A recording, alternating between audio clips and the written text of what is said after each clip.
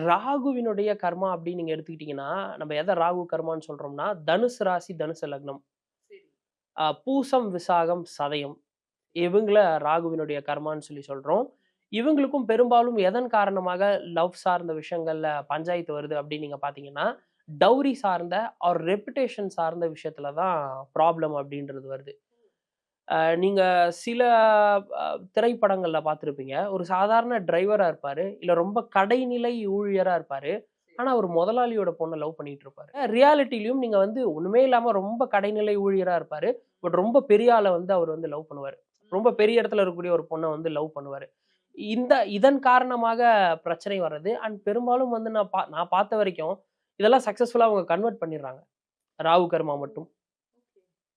Love சார்ந்த விஷயங்கள்ல சக்சஸ்ஃபுல்லா எப்படியாவது அத வந்து மேரேஜா கன்வெர்ட் பண்ணிடுறாங்க. அந்த திறமை அப்படின்றது அவங்களுக்குள்ள இருக்கு. ஆனா, அதையும் தாண்டி பிரச்சனை எங்க வருதுன்னு பார்த்தீங்கன்னா, இந்த டவுரி சார்ந்த விஷயத்துல சில வீட்ல வந்து பிரச்சனை வருது.